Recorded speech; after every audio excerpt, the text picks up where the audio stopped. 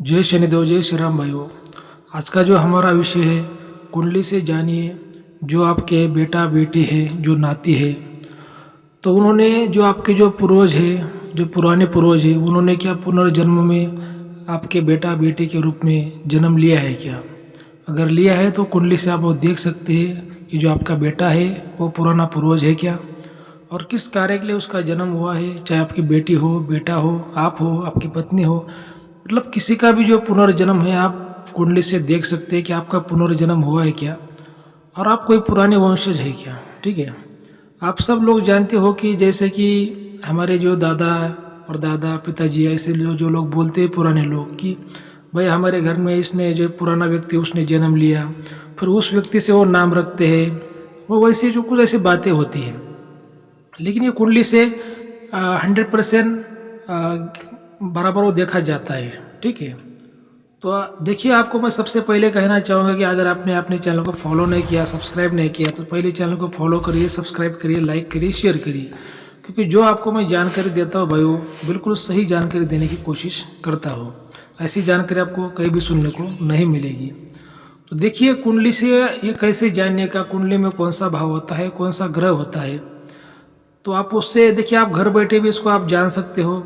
जो आपको मैं जानकारी देने वाला हूँ। अगर आपको कुंडली नहीं देखना आता या फिर नहीं समझता, तो आप हमें कॉल कर सकते हो, व्हाट्सएप कर सकते हो, जो स्क्रीन पर आपको नंबर दिखाई दे रहा है। लेकिन जो कुंडली की फ़ीस होती है, जो चैनल की फ़ीस होती है भाई, वो लागू रहती है। इस बात का आपको ध्यान में रखना है। तो ठीक है, जो हमारा जो मुख्य विषय है कि कुंडली से कैसे देखा जाए, तो देखिए, कुंडली का जो द्वितीय भाव होता है, मतलब जो 2 नंबर का भाव होता है, और जो चौथे नंबर का जो भाव होता है, जो चतुर्थ भाव से कहते हैं, ये अगर 2 भावों में, जैसे मान लीजिए कि जो द्वितीय भाव मतलब जो कुंडली का दूसरा भाव है, उसमें अगर केतु बैठा है या फिर गुरु ग्रह बैठा है, तो वो मान लीजिए कि आपके अगर बेटे के हो, बेटी को कुंडली में अगर ऐसा ग्रह बैठा है उस स्थान पे, तो ये जो आपका जो बेटा है, कोई ना कोई आपका जो पुराना पूर्वज है, उसने वो जन्म लिया है, आपके बेटे के रूप में उसने जन्म लिया है, और कोई ना कोई उसकी इच्छा अधूरी है, कोई ना कोई उसका विशेष कार्य अधूरा है, उसके लिए उसने वो जन्म लिया है। ठीक है, और जो कुंडली का जो चतुर्थ जो भाव होता है, उसमें भी अगर गुरुदेव बैठे हैं, गुरु ग्रह बैठा है, तो ऐसा आप मान सकते हैं कि जो आपके जो घर में जो आपका पूर्वज है उसने जन्म लिया है, और कोई ना कोई धार्मिक कार्य के लिए, धर्म कार्य के लिए उसने जन्म लिया है। हो सकता है कोई मंदिर बनाना हो, कोई दान पुण्य का काम करना हो, कोई भंडारा करना हो, जो भी हो, लेकिन धर्म कार्य के लिए उसने वो जन्म लिया है। अगर कुंडली के दूसरे भाव में शुक्र भी अगर बैठता है, तो भी ऐसा कभी कभी माना गया है कि जो हमारा पूर्वज है उसने जन्म लिया है। लेकिन क्या है कि जो गुरु ग्रह और जो केतु है, जो मैंने आपको जानकारी दी है, ये मतलब पहले आते हैं, जैसे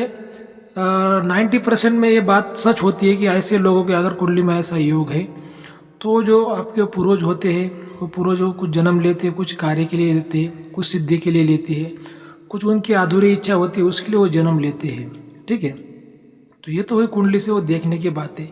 अब इसके लिए अगर पूर्वज ने जन्म लिया है, तो पूर्वज को क्या करना चाहिए, उसमें किस बातों का ध्यान रखना चाहिए, कौन से नियम का पालन करना चाहिए,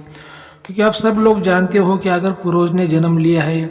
तो उसको कोई ज़्यादा तीखा नहीं बोलते, उसको मारते नहीं, उसको डांटते नहीं, ऐसा वो बच्चों को बोलते हैं। ठीक है, आप सब ये लोग जानते हो। लेकिन इसके और भी इसके कुछ विशेष नियम होते हैं,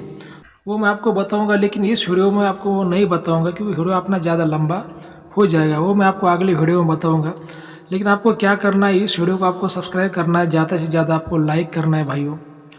और देखिए कि जो आपका चाहे बेटा हो, बेटी हो, अगर उसकी जो कुंडली है आपने बनवाई है, उसका आप विश्लेषण करना चाहते हैं, तो आप हमें कॉल कर सकते हैं। और जो कुंडली का जो भाई हमारे जीवन में जो महत्व होता है, बहुत ही ज़्यादा महत्व होता है। कुंडली से हम हमारा नसीब देख सकते हैं, हमारा भाग्य देख सकते हैं, हमें कौन सी दिशा में शिक्षण लेना चाहिए, क्या काम करना चाहिए, हमारे जीवन के बारे में, जैसे कोई शादी हो, किसी की पत्नी हो, किसी का पति हो, संतान प्राप्ति हो, जैसे धन प्राप्ति हो, जैसे माता का सुख हो, पिता का हो, और ऐसी बहुत सी बातें हम कुंडली से पता कर सकते हैं कि हमारा जो आने वाला समय कब अच्छा आएगा, कब समय बुरा आएगा, उसमें क्या उपाय करना चाहिए, हमारे इष्ट देवता कौन है, हमारे जो भी कुछ देवता होते हैं, कुल देवता कौन है, मतलब सब बातों से हम कुंडली से पता कर सकते हैं। हमारा जो सिद्ध मंत्र कौन सा है, मतलब जो कुंडली से जो जानकारी देखी जाती है भाई वो 100% सनातन शास्त्र के अनुसार देखी जाती है। ठीक है, अभी बात ऐसी हो जाती है कि अगर कुंडली बनाने के लिए ओरिजिनल जन्म तारीख और ओरिजिनल जन्म का टाइमिंग होना आवश्यक है, तभी उस व्यक्ति की जो कुंडली होती है 100% सही निकलती है। अगर किसी की जन्म तारीख और किसी का जन्म टाइमिंग नहीं है तो उसकी जो कुंडली वो भी सही निकलती है, लेकिन वो 50% सही निकलती है। तो मेरा ये मानना है कि हर व्यक्ति को कुंडली निकलनी चाहिए, कुंडली का विश्लेषण करना चाहिए। बहुत सा जो जीवन का जो दुख है हम वो कम कर सकते हैं, उसमें उपाय कर सकते हैं, हमारा जब तक पूरा हम बढ़ा सकते हैं। और जो अगर अच्छा समय आता है तो उसमें हम ज़्यादा से ज़्यादा हम लाभ ले सकते हैं। तो ये जो कुंडली है बहुत ही महत्वपूर्ण होती है। तो आप हमें अगर कुंडली आप बनवाना चाहते हैं आपकी, तो दिए गए नंबर पर आप हमें कॉल कर सकते हैं, व्हाट्सएप कर सकते हैं, लेकिन चैनल की जो फीस है लागू रहेगी, इस बात का आपको ध्यान में रखना है। तो ठीक है, अगर आपको आज का ये वीडियो अच्छा लगा है तो चैनल को सब्सक्राइब करिए, लाइक करिए, शेयर करिए। जय शनिदेव, जय श्री राम, धन्यवाद।